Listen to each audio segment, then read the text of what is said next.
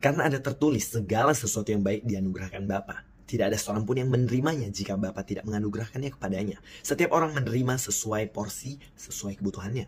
Ketika engkau berjalan dalam destiny yang Tuhan buat di dalam hidupmu, yang menanti pencukupan itu datang. Itu sudah datang. Tetapi engkau harus dengan sukacita memegang iman. Hari ini kita akan belajar mengenai apa yang namanya porsi iman. Roma 12 ayat 3 berkata, berdasarkan kasih karunia yang dianugerahkan kepadaku, aku berkata kepada setiap orang di antara kamu, janganlah kamu memikirkan hal-hal yang lebih tinggi daripada yang patut kamu pikirkan. Tetapi hendaklah kamu berpikir begitu rupa, sehingga kamu menguasai diri menurut ukuran iman yang dianugerahkan Allah kepada kamu masing-masing.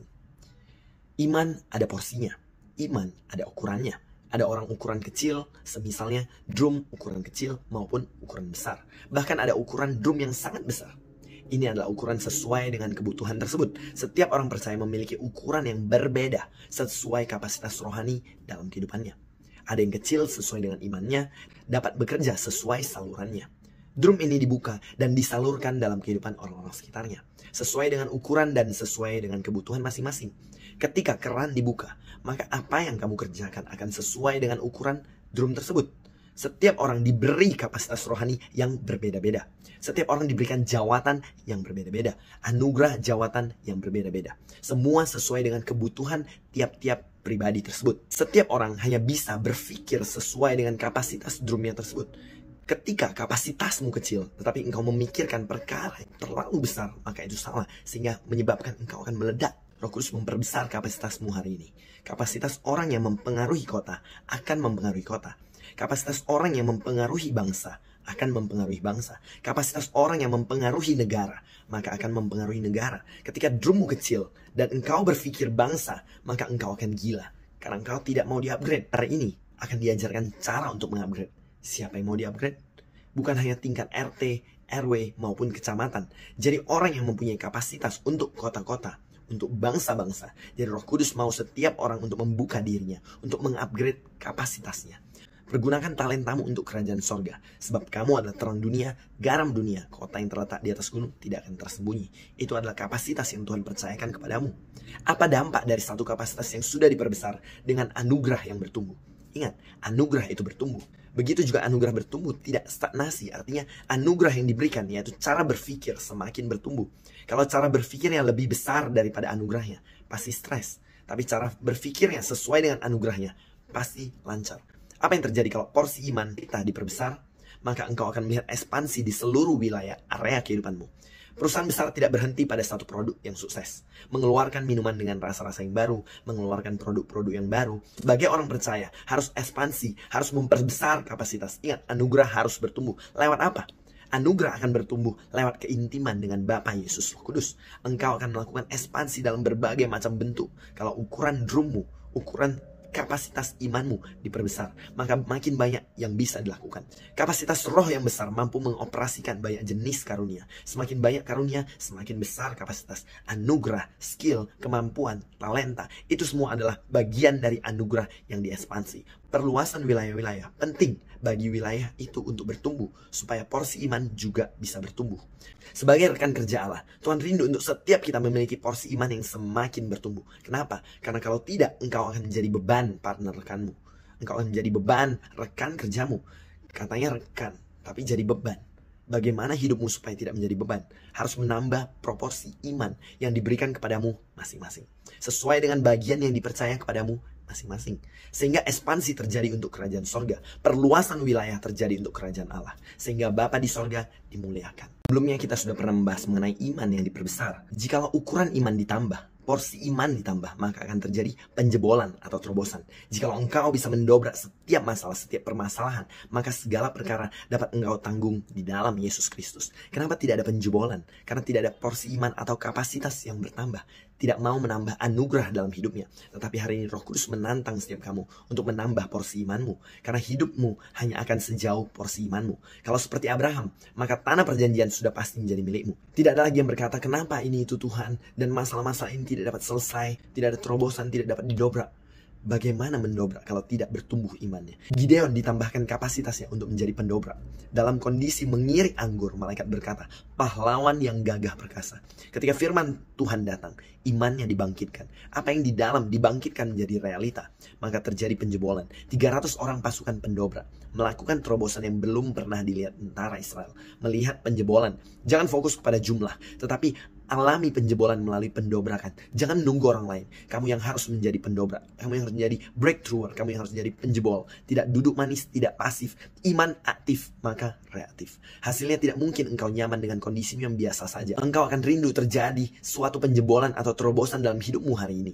Ini adalah waktunya untuk ukuran iman ditambah. Porsi iman ditambahkan. Sehingga terjadi semua hal-hal yang mendobrak semua terobosan tersebut. Semua yang tidak dapat diterobos hari ini. Bersama dengan Bapa Yesus Roh Kudus, segala perkara dapat kita tanggung di dalam nama Yesus. Dampak dari iman yang ada ditambah porsinya. Ketika engkau melihat porsi iman yang terus ditambah, maka engkau akan melihat janji Allah dalam hidupmu.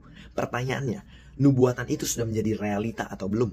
Janji Tuhan atas hidupmu sudah menjadi kenyataan atau belum? Kalau belum, berarti ada yang salah. Apakah Tuhan yang salah? Manusia yang salah. Ingat, tegangan listrik yang tinggi tidak bisa diterima di tempat yang lemah. Setinggi-tingginya janji-janji Tuhan, berkat-berkat yang sudah dipersiapkan, jikalau receiver atau penerimanya tidak bisa menerima, berkat itu tidak jadi berkat, tapi bisa jadi kutuk dalam hidupnya. Karena kekayaan adalah satu beban atau suatu berkat. Orang yang tidak dapat menanggung satu beban atau berat, maka tidak boleh menjadi kaya. Karena itu bisa menghancurkan hidupnya. Jadi ingat, tambahkan porsi imanmu terlebih dahulu, kemudian baru berkat itu akan mengalir. Perahu dengan kapasitas setengah ton, ketika diisi 1 ton, apa yang akan terjadi? Maka akan tenggelam. Tuhan akan memberikan berkat sesuai dengan kapasitas. Engkau tetap menyembah Tuhan dan akan ditambahkan kapasitas. Engkau tetap bersekutu dengan Bapa Yesus Roh Kudus, maka engkau akan memperbesar kapasitasmu. Kaya itu yang Tuhan janjikan. Berkat itu yang Tuhan janjikan. Bukan hanya kaya, tetapi kelimpahan. Tuhan memberikan kehidupan yang berkelimpahan. Itu firman Tuhan berkata demikian. Lalu pertanyaannya, Tuhan, bagaimana aku meningkatkan porsi imanku ini? Tuhan, aku punya iman sebesar biji sesawi daripada temanku sebesar biji salak. Mending seperti biji sawi, Tuhan. Memang biji sesawi jadi pohon yang besar kalau ditanam. Kalau tetap jadi biji, apa yang ditambahkan? Banyak orang yang bangga dengan iman kecil seperti biji sesawi. Hasilnya biji sesawinya ditaruh di kamar dan tidak pernah bertumbuh, tidak pernah berbuah. Ini rahasia untuk membuka porsi imanmu yang tadinya kecil. Ingat, kata kuncinya bukan kecil, tetapi ada pertumbuhan di sana. Kalau engkau tiap tahun ini harus terus bertumbuh dan terus bertumbuh. Namun bagaimana caranya? 2 Korintus 5 ayat 14 berkata, sebab kasih Kristus yang menguasai kami, karena kami telah mengerti bahwa jika satu orang sudah mati untuk semua orang, maka mereka semua sudah mati. Ketika firman berkata bahwa kasih Kristus yang menguasai kami, maka kasih ini akan membuat hal-hal yang besar dalam kehidupan seseorang. Imanmu seperti biji sawi yang mengalami proses dalam kehidupanmu.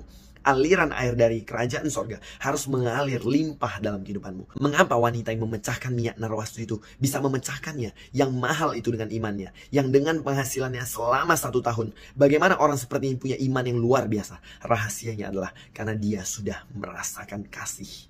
Mengubah orang bebal, orang yang keras kepala itu mudah. Kasihi dia, perlakukan dia dengan kasih Kristus. Ketika kasih diinjeksi masuk di dalam roh seseorang, maka secara otomatis proporsi imannya akan bertambah. Wanita yang mengurapi kaki Kristus sudah menerima kasih pengampunan Yesus Kristus. Kalau engkau menghadapi orang yang sulit sekali, dosen yang menyebalkan, bos yang galak, Judas, itu apa? Dosa yang menyebalkan. Mungkin kau bertemu dengan orang-orang yang memiliki karakteristik seperti ini. Ini adalah orang-orang yang sulit ditangani. Cuek, bebal, sorot matanya saja mematikan. Senyumnya saja mematikan rumput. Rumput itu manusia. Manusia itu seperti rumput yang sebentar tumbuh lalu layu, kata firman Tuhan. Engkau akan bertemu dengan orang jenis ini di berbagai lapisan masyarakat. Mungkin di kantor, di rumah, di jalan. Banyak orang menyebalkan, bukan? Lirikan matanya meliupkan bunga-bunga. Orang itu dapat membunuh dan dengan senyum sinis bisa membunuh karakter orang.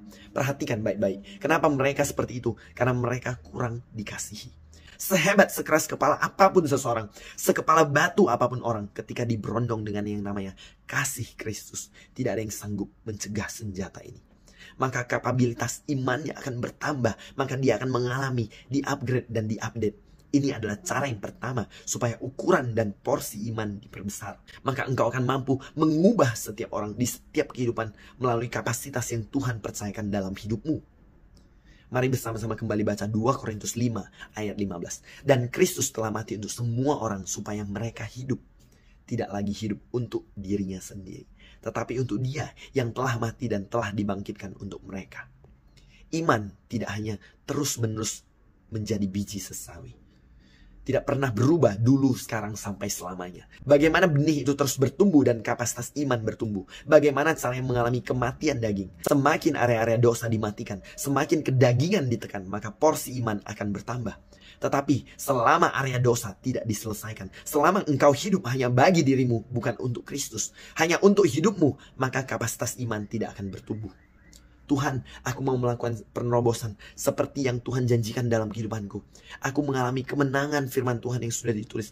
Aku mau mengambil komitmen daging dimatikan. Ketika daging ditekan, roh bermanifestasi. Roh ditahan oleh dosa dan kedagingan. Dihambat dan dilimitasi oleh dosanya dan kedagingannya sendiri. Siapa yang mau setiap dosa dan kedagingannya dihancurkan, maka perbesar kapasitasmu.